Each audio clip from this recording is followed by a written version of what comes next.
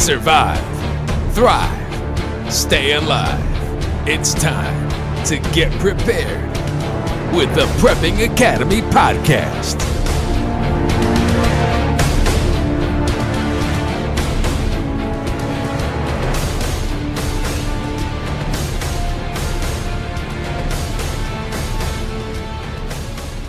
Hey guys, welcome to the Prepping Academy. This is Kyle and Miranda this week. Hey guys. Our wonderful host Forrest, he's too lazy to get on, so we decided we'd go ahead and bring you some stuff about the current water situation and water shortages and what you can do about it. So Miranda, how are you doing this week? I've been doing pretty good. How about you? I am surviving. If at any point anyone hears some chirping, that is 4 new Plymouth barred rocks sitting right behind me. And the room I'm in right now is about 95 degrees. So I may melt during this podcast. Yeah, I thought today was a hot day out in the garden. We got up to the 80s, and I am not looking forward to July and August. Yeah, see, that's why I would rather be up there than dealing with today, because I think it was 95, 97, somewhere around there. I wasn't genetically made for this sort of weather. So Miranda, kind of pre-show, we were talking a little bit about what's going on with the water shortages. And I know you had said you had a little bit of a conspiracy, and we both actually viewed someone similar on YouTube this week. Do you want to talk a little bit about that?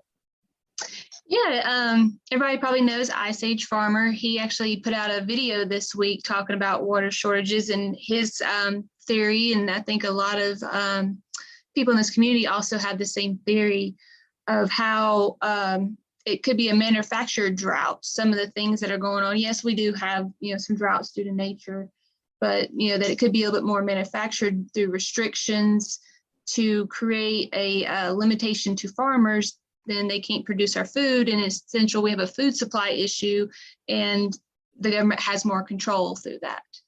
Absolutely. I was watching the exact same video, and I mean, it honestly, it seems like something that's kind of been a long time coming.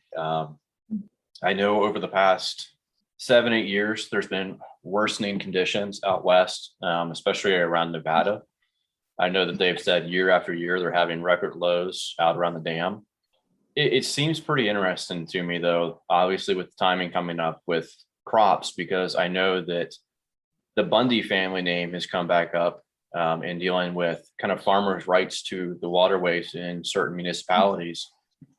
Because right now they're telling a lot of farmers, you're not going to get water for your livestock. So it's pinching cattle farmers and other livestock into a position where they have to sell. Now, right. What were you going to say? I was going to add too, like with farming, we notice that even with our vegetables here, that if, things like zucchini are not given a steady supply of water, you will not have that ideal shaped zucchini that most people want to purchase in a supermarket. You'll get the, where they're kind of narrow in certain places and stuff due to the different water variations. Precisely. And, I've said this for a while on this podcast is that, people who are on the East Coast, we're going to notice a lot of those shortages first, just because we're going to run out first. And whenever it comes to shipping that product out, it's going to be first come, first serve. And if they only have a certain allocation to supply, they're going to supply that to the Western and the Midwest markets before we would ever see that. I think probably with everything that's going on right now, whenever we start to see those farmers really selling off all of their cattle, their chickens, et cetera, we'll probably see within 2 to 4 weeks, probably 2 to 3 weeks, we'll start to see major shortages show up in grocery stores. And, on top of the rising inflation, I can tell you, I went to Sam's Club today and I sat there and I tallied up, whether you want to say it's inflation or not, we could have that debate, but I at least spent probably about $40 to $45 more on the typical groceries I get bi-weekly. So I definitely noticed it. That's a pretty big jump. Yeah, it definitely is. And there are a lot of things that are starting to look not bare, but they're starting to show that they don't have excess of. Now, what about you? Have you noticed that as far as the grocery stores much? With being busy, I haven't actually been to the grocery store that much lately. That is one good thing about prepping. If you get busy, you don't have to go to the grocery store. But I've noticed some of the, it's kind of been a rotating. It seems some of the more fresher fruit is not the best looking, but they're still putting it on the shelves due to a low supply. Or instead of the strawberry containers being too high or stacked too high like they normally are, they're just single stacked, trying to make it appear that there's more than there is. Precisely. And I was having just even outside the food realm. I was talking to Forrest earlier. Well, actually, it was last week, and we were discussing several retailers I visited where they're saying they cannot get the packaging materials for a lot of their food products just to put them on the shelves. So that's another part of the crunch where things are going to waste because they can't get them packaged. And I know you probably watched a similar video as far as food with Ice Age Farmer, where he was discussing tomato products out of Italy. I have not got to that one yet. Okay. You'll have to. Well, that's actually, kind of spoiler alert. He does talk a little bit about not so much the shortage with the tomatoes, but the shortage with the canning products. So because they don't have those cans, stuff's just going to waste. And it is something that we get from Italy with, tomato sauces, obviously. But kind of going full circle with that, with water, what kind of steps are you taking to prepare? My philosophy is you cannot store enough water. If you sit down and then really add up how much water that you as an adult need to drink, and then add in the fact that, you're going to probably be doing more strenuous work if need be, or if you've got, livestock. I have dogs and ducks and fish in a garden that I have to try to factor in. And, storage wise, it looks like a lot, but maybe it's only a week. So mine was to figure out how to have unlimited water, and that is to keep my well going.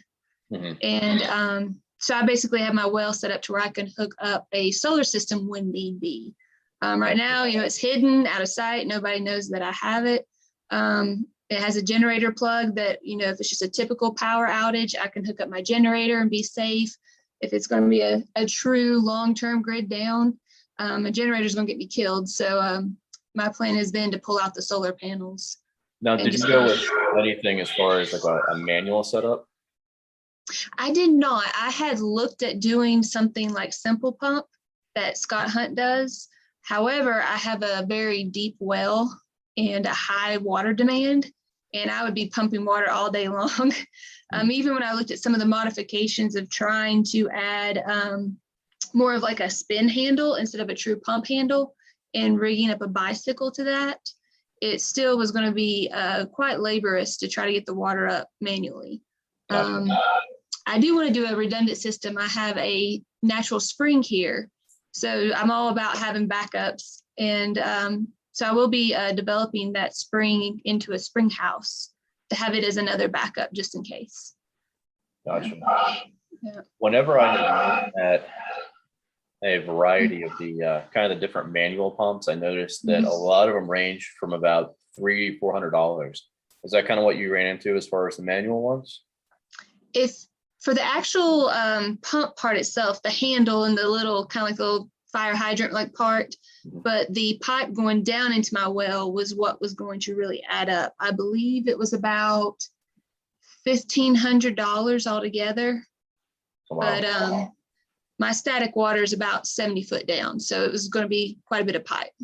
Gotcha.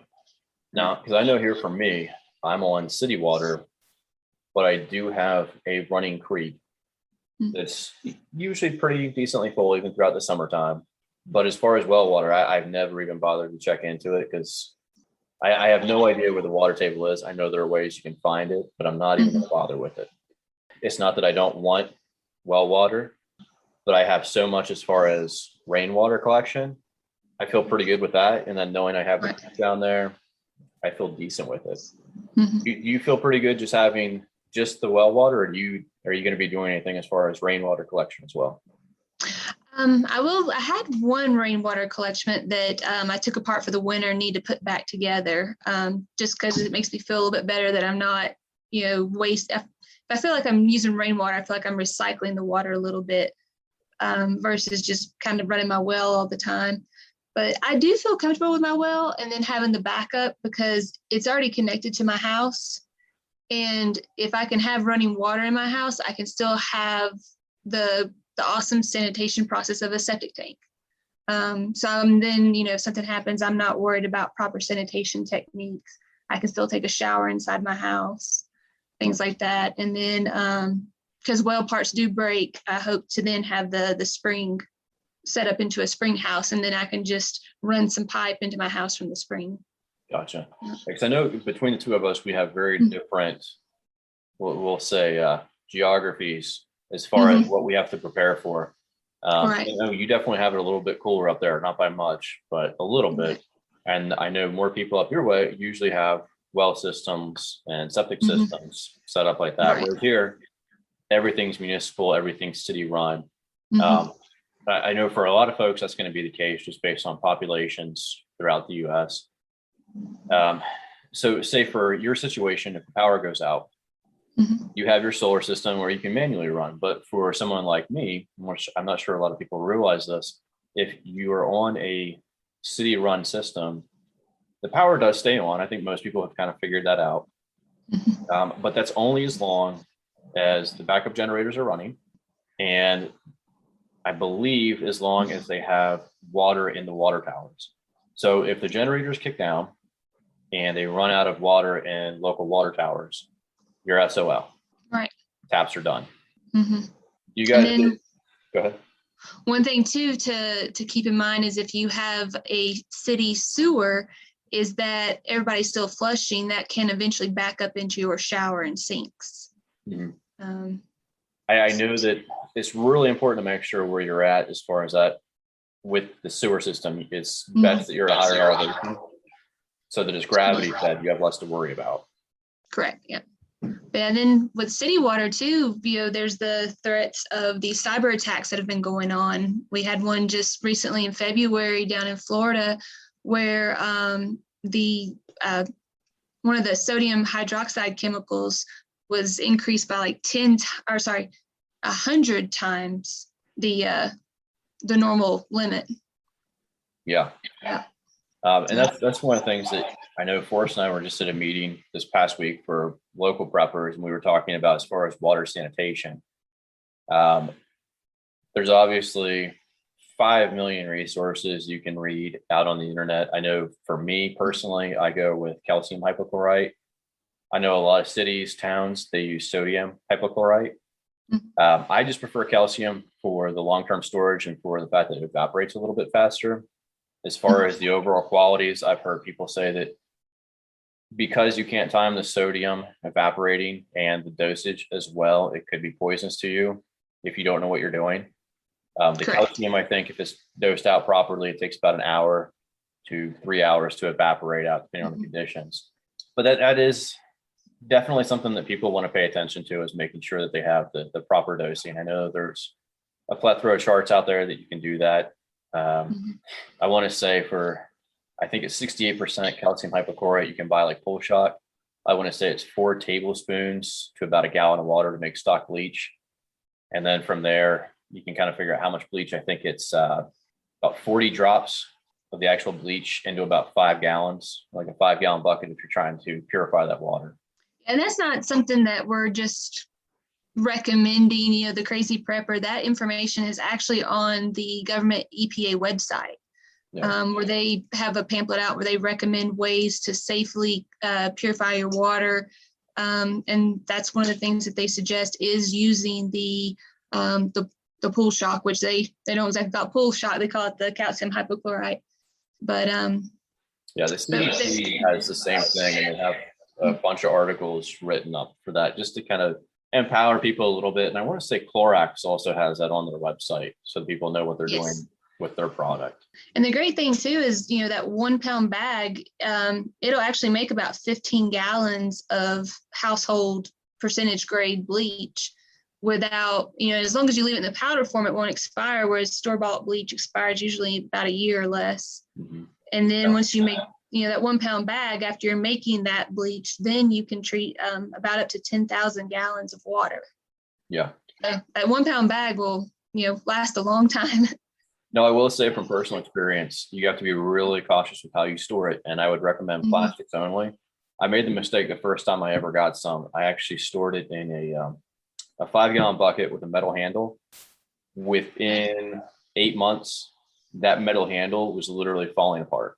Yeah, thankfully, before I ever purchased any, I had read a few horror stories where people had stored it in their tool shed, and it had eventually rusted all of their metal tools. And so I've got mine. I did little mason jars just for individual 1 pound bags, and then put plastic lids instead of the usual metal.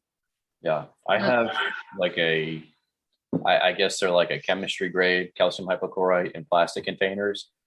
And they do swell up a little bit over time. I kind of let them breathe out. But for the most part, they've been fine over the past almost 2 years. Okay. Now, kind of speaking to that, I know a lot of people have a misconception whenever it comes to bottled water. I know a lot of people are out there hoarding bottled water. It does not last forever. So bottled water typically is going to last you about a year to 2 years tops. And part of that is it can start to go bad and it can break down into plastics. And if you start to get plastic, not bacteria, but particulate in your water. So I have some that's expired. I'm sure everyone does. I use mine in the garden, just throw it in there just to use up for the plants. So I'm not wasting it completely. But it's important to cycle through that. Kind of like we've talked as far as like food storage, and coming up with a good cycling plan. And then too, the container, like even if you were to treat that water to stabilize it for, maybe 3 to 5 years, with some of the aqua drops. I can't remember the full name of it, but there's a drop that promises your water to last 5 years. A lot of those containers, the 1 gallon jugs, they'll leak. The seams are not as sturdy, and they'll start to leak after a few years and flood whatever location you have them stored in. Yeah, I would never recommend anyone have long-term water unless it's canned. Right. Part of that being, once again, is even if you're using those drops, plastics do break down. And that's why they say in the scientific community right now, or medical community, everyone has plastics in their body. Because our plastics, we know, break down. Right. So for a 55-gallon barrel, like I have 6 of them right now, I'll switch those out every 6 months to a year. I have certain ones I have standing, I have elevated just for feeding into my garden. And they cycle out every time it rains. If there's an overflow, it flushes back out. But for the actual 55-gallon buckets, I actually just use the calcium hypochlorite. I don't bother with any other drops. I've heard people talk about the drops, talk about throwing, silver coins in there, stuff like that. If you got the silver spare, by all means, go for it. But I would still cycle everything out every 6 to 12 months. Yeah. And that's good too, because if something happens, your water might be 6 months old at most versus maybe a year or 2 old. Yeah. Now, did you guys get into, whenever you started prepping, did you ever go out and get any of those like bathtub liner bags? I didn't. I actually started to, but when I was researching it, I couldn't figure out how to clean it and reuse it. And apparently you can't. There's really no way to, it's a one-time use. And so in the wintertime, we can lose power sometimes. So I'll run the bathtubs, but I'm running it with the thoughts of it being to flush my toilets, not to actually consume. Yeah. I know the first time I ever saw one of those, it was actually my grandmother. She actually bought a couple of them, which is funny because she only has one bathtub. I don't know why she bought a few of them. But I honestly, I think they're kind of a gimmicky idea. I would never recommend those to someone unless you're in a very populated city, which there again, that kind of just almost wholly defeats the purpose of prepping for you. Mm-hmm. Yeah. One thing I did get though is what's called water bricks. And it is plastic, but it's meant to be more of a long-term plastic that's supposed to not leach out. And they're designed a certain way to where you can literally stack them like bricks to save space. And I've gotten a little creative and put them in the bottom of my closets where I normally would have had my shoes, and then I put my shoes on top of those. Gotcha. Now, something with what we're discussing as far as plastics build up, particulate, if something is breaking down, if the proverbial poop hit the fan tomorrow and that was all you had, there is a way for you to actually get that back out of there, and that's through water distilling. So have you bothered to get into distillation at all? I actually took a class at the Peppernet Bug Out Camp 2019 that Cowboy put on. Gotcha. Where he was showing the different things that you could use a still for besides alcohol. And it was, distilling water, desalinizing it, and then also making sterile water for bandages. Gotcha. But I need to get one, since technically you can have the 3 parts as long as you don't connect them. Yep. You can have an inch or 2 space between them and say it's a decoration. Pretty much. Now, I do know you have a sun oven. So Correct. This is not a purposeful drop for sun oven, but you can pasteurize your water in there. And I know they also carry on Sun Oven's website, they carry the little wappy or whoppy, however you want to say it. Are you familiar with that little device? It's like a little wax. I haven't seen that part yet. So you drop it in the water, and I guess it will tell you once it gets up to a certain temperature, and for 6 minutes at 150 degrees. Oh. And then it will change. So that way you know that your water or whatever else has been pasteurized. Oh, I'll have to check that out. So I know you can't distill with it, but you can at least do that. But the distillation process would probably be the best way to get bad water back to a fresher standpoint, get rid of the bad stuff. But it's really important for people, especially if you live near a nuclear facility, you cannot distill out nuclear fallout. So you cannot get rid of any radioactive isotopes from water through that process, at least. I know that there's one company, I want to say it was called Seychelles, like SEYCHELLES, and their brand of water filters, they do say that they can get out certain radioactive isotopes. So I've thought about getting, but at the same point, actually, no, that's a lie. I actually did get one. I actually did. So I usually use my Sawyer water filters for everything else, but I do have one of those in my my NBC bug out bag. Yeah, I have I like my Sawyer filters. They're pretty neat for the bag. And then for my house, I have what we like to call a poor man's Berkey, or a do it yourself.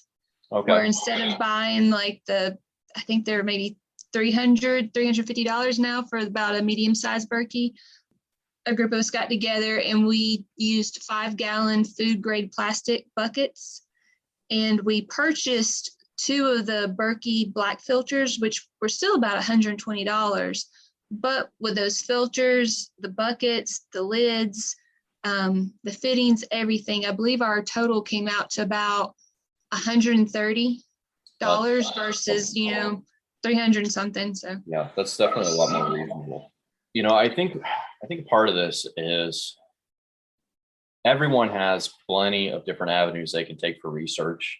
I hope some of what we're saying encourages people to look at their situation and go a little bit further, because one of the things I'm often reminded of reading different survival blogs, movies, people talking about on YouTube is how quickly civilization can come to a grinding halt without water. And you look especially like over in the Middle East, whenever you had, we'll say the first Gulf War, or the war on terror, us going over to Iraq, Afghanistan, and interrupting municipal services, civilization will come to a halt and people will get ugly very fast. Because toilet paper is one thing. Whenever it comes to food and water, it's entirely different. Food, I can see being chaotic. Water, I can see being complete pandemonium if people don't have water. Well, not only that too, the health effects of not having water, that will affect how people behave and react towards each other. And when they start, kind of getting into a little bit of delirium from, being so dehydrated, they could, then start becoming paranoid. And that's not good if you're in a survival group situation. No, because we'll attest for you, what's the maximum you're going to live without water? They say 3 days, but usually it can vary. Obviously you're going to, somebody who is bigger is going to need more water than somebody smaller, or a child, or if you're sitting still or being active. But the rule of thumb is 3 days, but that's not like, in 3 days you start feeling bad. That's more like on, day 3 that you're, starting to shut down. You can start to see your urine getting darker and darker. Your throat can get so sore you don't even want to breathe. Now, Forrest will probably tell everyone that he can survive 6 days by drinking his urine. Because I I think he was, something Bear Grylls Academy. I don't know. He learned how to drink his own urine there. You can drink your urine. However, there is a limit to that because, about the first round of urine, it does have water in it, but then you're drinking that and it's getting, more of the byproducts from your body and the waste going. So now the concentration of water is less the next time you pee. And so actually eventually drinking your urine is going to make it a lot worse on you after, the first round or two. Yeah, I won't be doing that. Forrest probably will. I won't be. Right. I'll figure out other means, even if it's, I don't know. I'll figure it out. For right now, it's kind of like, like I said, I have my 55-gallon barrel. It's my rain storage collection, which is really important too. And I almost forgot is people who live in cities. I see this all the time, especially on Pinterest, because again, I use Pinterest more than I probably ought to as a straight man. But I see a lot of people who put videos up where they put pictures and stuff like that, where they say you should take the water off of your roof. And that's, first of all, in a city, you want to be more careful just because of pollution. So you don't really want to drink that water. I would definitely put that through a distilling process. Secondly, it's really important to test your roofing for asbestos, because I think a lot of people still have that. I know it's not as common, but you really don't want to poison yourself in the first few weeks of the shit hitting the fan. Mm-hmm. That would be an epic fail way to go out, sincerely. So for me right now, I actually just got done building something where I have 3 55-gallon containers tied together with PEX tubing. So each one connects to the next barrel going down. And then I have a larger, kind of like an upside down pyramid that I made out of PVC with tarping that will actually spread out. So I get more surface coverage. So the rain will just funnel down into that and cycle everything through. So that way it's definitely cleaner than taking it off my roof, since I do live in the city, essentially. And you guys can probably hear my birds chirping. We can. They sound so cute. But one thing that I actually just kind of stumbled across and I'm going to add to my system this time is, and I'm going to probably butcher it, but I think it's called like a first flush, or it's first something, but it's basically where that you figure out the square footage of your roof and how much water that would equate to. And this particular system in your drainage line will basically not collect that first amount of water. And that gets your roof nice and clean, gets all the bird poop off of it, things like that. And then once whatever you've set it at has gone through, it then will switch the water going into your system. Gotcha. I would still filter and purify it, but I would feel a lot more comfortable that there might not be bird feces diseases in it.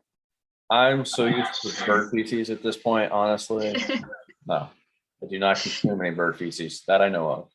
Yeah, I tell myself it's mud. It's not duck poop. It's just mud. Oh, it's something, all right. I don't know about mud. I mean, I think from what I remember years back, they used to say they used to collect bird poop, particularly chickens, to make like improvised explosives during World Wars.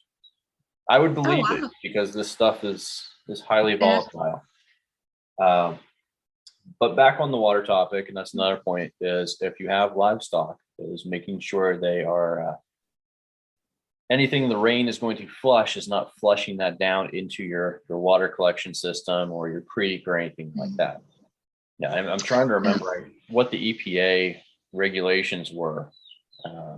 I want to say it was something like 40 feet away from any running water. And that's a problem with creeks too, is, creeks can wind for miles and you don't really know what's going on upstream. And that's why, I have a stream on my property, or I have it one near my property, but I'm not even really considering it, just because I don't know what's in that water at this moment, let alone if the grid were to go down, if people are dumping their their little porta potties in it or what. That's something I was thinking about too. And I mean, you tell me, how would you deal with that? Like if that was your main backup plan, was to use that creek or get water from, a pond that was kind of nearby, but wasn't necessarily on your land. How would you go about that? Like I feel personally like I would try to take it upon myself to make sure it was secured and work with other people whose property work was up on there to make sure it was secured. But also you kind of put yourself at risk there. Like, what do you think about that? Security would definitely be an issue. We see in the wild on the National Geographic videos where, most of the animal attacks happen at the watering hole. So you're going to be going there, be a sitting duck. So security would definitely be a thing just for, protecting each other while collecting the water. But for me personally, I'd almost have to, boil it with water, maybe treat it with chemicals and then filter it. Because yes, the chemicals will kill a lot of things, but you're then still drinking dead bacteria. I wouldn't really worry about it like right now, because if I were to get sick, I can go to the hospital. But in a grid down situation, having something like Giardia or anything like that, not being able to restore those fluids, that could definitely kill somebody in a grid down situation. See, I was relying on that as kind of like a New Year's weight resolution plan, just lose 50 pounds in a week. I definitely agree. And because you never know if there's a creek that runs several miles, you could have a deer laying face down, dead, someone dumped it in there. Other people could be dumping their waste in there. So it's really important to also be responsible for your own waste. If you don't have that septic system set up that can take care of it, making something improvised. I know there's been a number of videos out there. I've seen some guys dig, large trenches, fill them with ABC rock, put PVC piping down in there, and they do their business in there. I know up at our family farm, we still have, good old fashioned outhouses. There's probably a bunch of snapping turtles in a couple of them right now, but whatever takes care of things. But making sure you have the necessary means to handle your own mess is definitely important. Yeah, I get frustrated with a lot of people who go out there and they buy the bottled water. They sit on that and they think, hey, I'm going to be good. And they don't realize how much that's going to take, especially whenever you need to be doing things out in the heat. Right. I think a lot of preppers don't have gardens. They don't understand how much water they're going to need just to keep their garden sustained. I mean, I know from what we've discussed, you're pretty well set. If you had no water, except, everything was shut down, no electricity, how long do you think you're going to last? Well, I would like to think that my well pump would not break down, but, it's eventually probably going to break down at some point. But then I would have the spring. And even if we've gone about 3 weeks without water, we don't go too long without water. And I still had water pouring out of my mountain, going down the ditch lines, even though it hadn't rained. So I think I'm pretty set with water, especially once I get this spring developed, which I could technically just sit on that spring and wait for the grid to collapse before I ever developed it into a spring with a well house.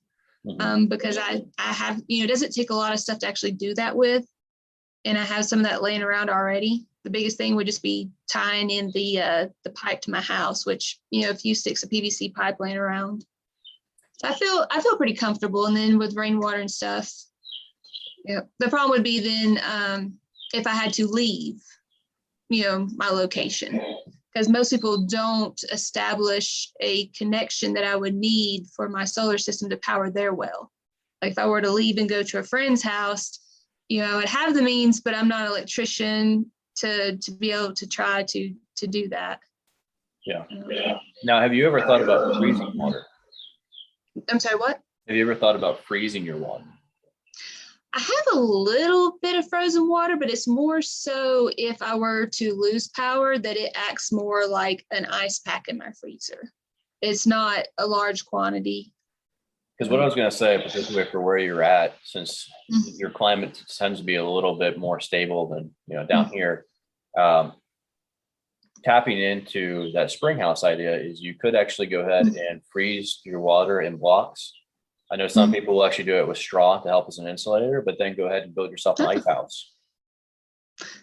That would be good for refrigeration. Bingo. And then if you needed to, you could actually let stuff melt down, replace the coming winter, and just filter out your water. So you would continuously have a decent water supply. Oh, so that way that's an extra bonus. It's kind of a way to go ahead and store up a little bit extra. I can't do it where I'm at right now, but down the road, I would love to be able to have a nice ice house and do that. Right. And it's just one of those ways you can put a little aside every time, and it's dual purpose. Because preppers, we love that duality, having multiple purposes of things. Yeah, all the redundant systems, and our philosophy is that one is none and two is one. So. And precisely, and I think I heard someone else use it this past week, but also we like KISS, keep it simple, stupid. And my personal philosophy is whatchamacallit, I'm gonna forget it now because I'm so hot with these chickens right now. Buy once, cry once. Don't buy cheap. Yes. Some people buy really cheap. They buy stuff from China off of Alibaba or AliExpress or whatever. If you do the reviewing on a product and you know that it's top notch, go ahead and get it. Don't cheap out on things. Because I know there's a lot of people out there who are like, hey, I'm just going to build my own filter and I'll be perfectly fine. Well, build it and still buy something. Yeah. And then definitely do research and test things out. When I first got into this, I didn't really do a lot of research. I didn't know all the filters that were out there, and not knocking them, but I purchased a life straw. And I thought, well, this is great. It's a straw. I can drink water all these multiple different ways, but I literally have to almost stick my face in the water to use it. And I can't then put that water someplace else. I can only consume the water then. There's no way to, like with a Sawyer, how I could fill up a dirty bag and have it sitting on a tree or hanging from a tree, filtering through the Sawyer filter into a clean bag while I'm doing something else, or it's just hanging off my pack. That's what you're talking about with the watering hole. It's like, how would you like to have like three people, you're walking by and you literally just see all their heads sitting down in a stream. It's like, wow, well, give me all your stuff. Yep. Easy pickings. I personally like the Sawyer water bottle. So I could literally just scoop up what I need, put the filter back in there, and then just suck it straight through. Yeah. Yeah, Sawyer's got a lot of great ways you can use their filter, different ways and different attachments. And kind of going back on the creeks, streams, stuff like that, is thinking about kind of the nature of people. And I hate to be that guy that says this, but I've definitely come across those preppers before. You don't just have to be worried about what people or what would be in there as far as animals and bacteria. You also have to be worried about what people might intentionally put in the water to get rid of people. Yes. That sounds really awful to say, but I've come across some crazy preppers in the day. I even remember one that was trying to purposely poison his own food supplies just so he could get the last laugh in case anyone came after him. Wow. There are some nuts people out there. If someone ever came after me and got me, hey, God bless them. They have plenty to eat and they have a Bible to read. There they go. Right. Brenda, we've been talking for 35 minutes. I feel like we should spend a dedicated amount of time to making fun of Forrest. Are you sad that he's not here to slam you? As he likes to word it. He does like to word it that way. Yeah. Bless his heart. Bless his heart. Did you have anything as far as water? Anything else to discuss?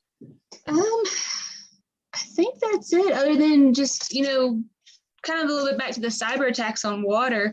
When I was trying to remember when that was, because I didn't want to get on here and be like, yeah, you remember that the water levels changing? So I wanted to look up a little bit more about that. I stumbled across another one that had happened in March of 2019 that I really don't remember hearing about, where the disinfectant chemicals were shut down at a plant by a disgruntled former employee who was still able to log in remotely. And so then I kind of started looking, trying to find, well, how many attacks have there been on water plants? And I couldn't quite find that, but I did find an article, and it was by the mainstream media. CNN was one of them. Everybody likes to kind of back up conspiracy theories with mainstream media stuff. But according to CNN, the first half of 2021, we have already seen an uptick of 102% increase in ransomware attacks. which that's across the board. That's not just water, but it was our water systems, food systems, internet, agricultural, energy, transportation, the ferries that were hacked. And I think that's just going to be a thing that's going to be repeated over and over, and that we're going to be seeing more of these attacks on our water and food supply, especially if you're, leaning towards thinking this could be, intentional, because I think companies are going to do this just because they want money through ransomware. But then there's a conspiracy behind it too that could be in play. So and I definitely think, aside from just the uptick on that, I noticed the mainstream media has not been reporting as much on all the password hacks. I seen there was a password hack today. I forget who it was that reported it, but it was on, I want to say Zero Hedge. And they were talking about a bunch of passwords from Amazon and Yahoo and Google and a few other places where I think it was like 2.8 million, something like that. But then I seen there was another larger hack of over, I think it was 8.1 billion passwords.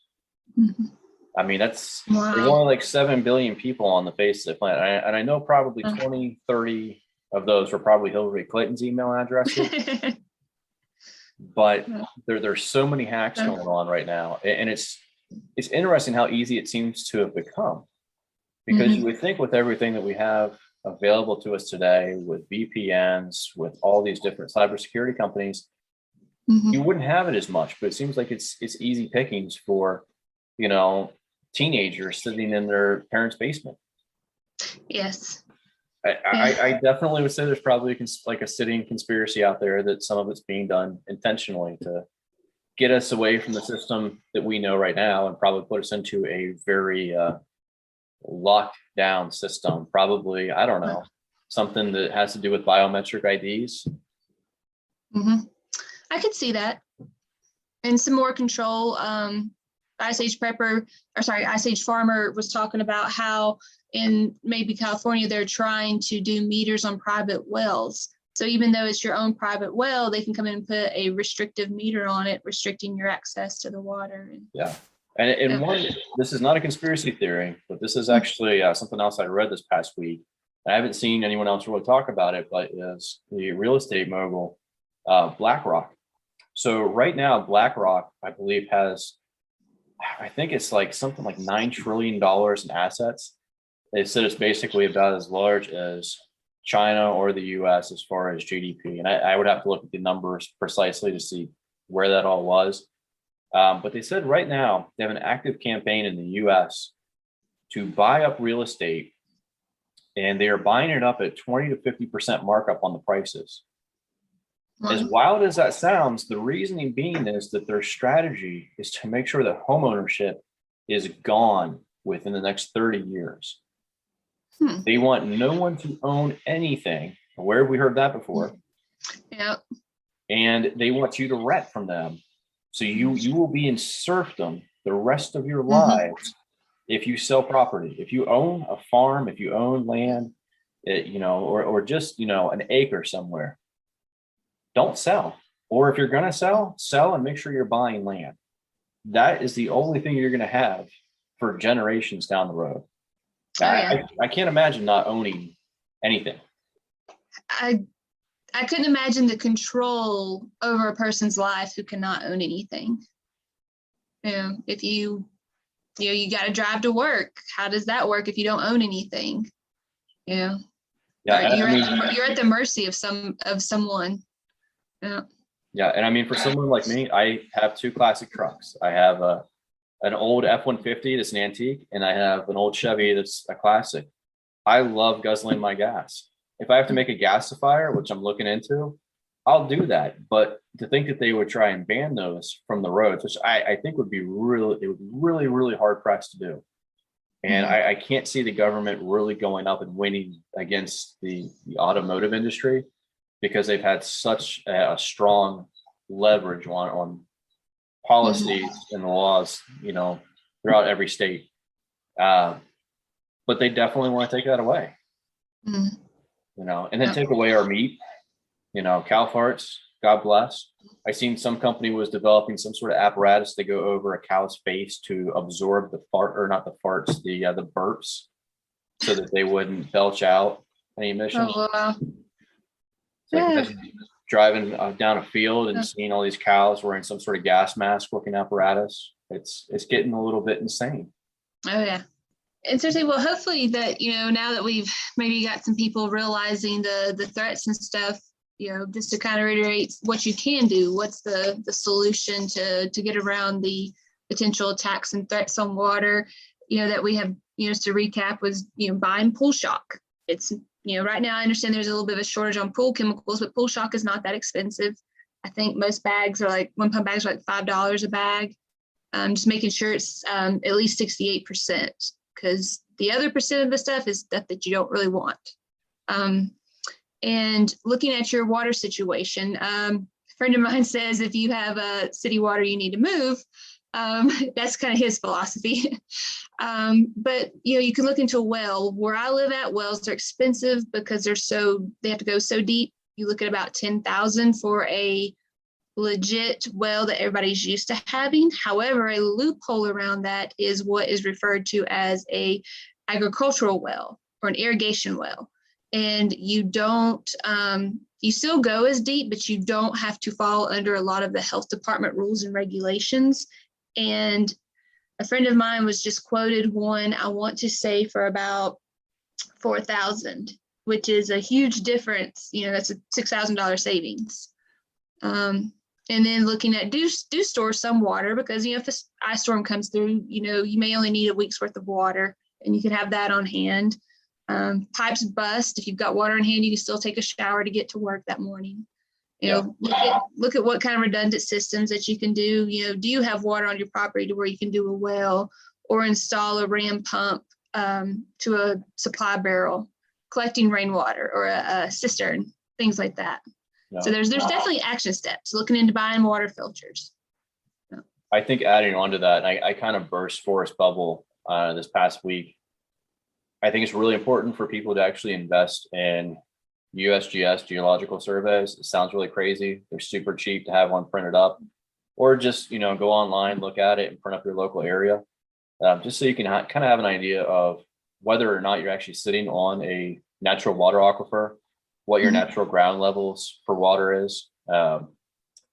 He's always been under the impression that the Moravian Falls area in North Carolina has, as he quoted to me one day, the world's largest water aquifer. And I actually did a number of things trying to research this, and there's nothing up there. There's surface water, there's some falls, stuff like that, but the thing that he is looking for does not exist in that area. And I think that there's a lot of people out there who they kind of listen to esoteric teachings on some things, whether it be prepping or their religious philosophies.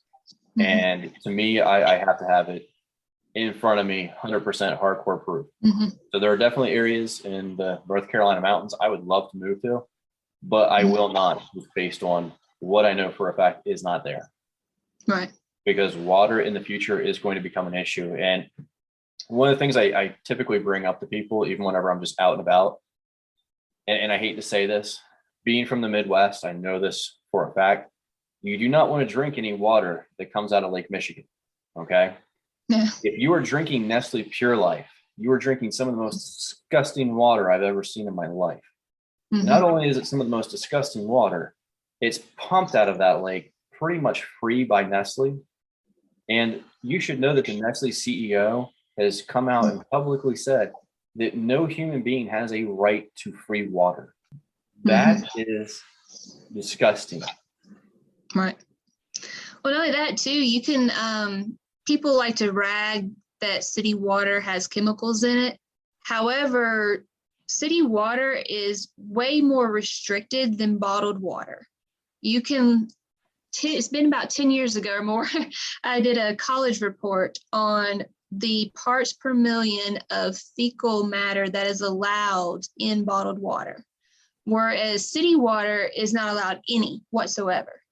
And that's public knowledge. I went on to Google and looked it up, and you can look up the fecal matter that's allowed in bottled water and what different companies have been tested at what levels. That is disgusting. Yeah. That is, Yep. I've never heard that, but I never drink bottled water, honestly. I was shocked to learn it because, they always seem to, make us think that bottled water is cleaner and purer than city water from water plants and stuff, but it's actually not. You No, don't have the chlorine taste, but you've got fecal matter in it. Yeah, when I seen that Nestle Pure Life was coming out of Lake Michigan, Mm-hmm. I literally hurled. Like, I grew up on the Fox River, and just being anywhere near that, like, I can tell you the only fish I ever saw in that river were ones that were floating dead down. Oh, wow. Like, it's disgusting. And I mean, they actually had better practices for cleaning the water back in the 30s and 40s than they do today, which is kind of ass backwards. Mm-hmm. But yeah, I think we've probably made our point and then some that, we're not armchair warriors. We're not just spewing a bunch of crap and a bunch of opinion. Like, I know there's a bunch of prepper forums out there with people who will just kind of regurgitate things that they've read. We're actively living a lifestyle where we do these things. I know you do your aquaponics, you do your ducks, I have chickens, we both have our gardens. We practice these things daily. So and you have to. You really do, because the last thing you want to do is run into an SHTF scenario or a without rule of law scenario, and then you have to figure it all out. Because what happens if your internet's not working and your resources were all on Google and you're just SOL? So you're going to be scooping water out of your toilet bowl and trying to figure out how you can boil it. Yep. That's kind of the reality of it. So that said, I know next week, Forrest and I believe you're going to be gone, right? Yes, I will be gone. So you guys get to talk all the crypto you want. I know. I almost segued into crypto for a minute and brought it into that biometric stuff and all that, but I'm not going to talk about crypto tonight because I read a bunch of stuff that got on my nerves today. Lawyers, SEC, nonsense, Bitcoin, maxis. I don't even care about it right now. But are you going on a nice vacation or just? I'm going to go see my in-laws, but they do live at what I would consider a vacation spot. So it's kind of a double whammy. Gotcha. Hey, that works. Miranda, do you have anything else you want to bring up tonight? No, I believe that's it. Just encouragement for, water's kind of one of the number one preps. So definitely jump out there and figure out how to secure your water situation for all those that are listening. Absolutely. I 100% agree with that. And then we will be back next week, just me and Forrest. So it'll be as boring as it usually is. If you guys liked this podcast more than when Forrest is here, just feel free to drop us an email and we'll make fun of him later. Unfortunately, we can't get rid of him. No, I'm just kidding. Forrest, wherever you are, I'm sure you're having fun. Miranda, thank you for being on tonight. And we will talk to you whenever you get back from your vacation. All right. It was great talking to you tonight. All right, guys, take care. All right. Bye, everyone. Thanks for listening to the Prepping Academy podcast. Preppers Unite at www.preppingacademy.com.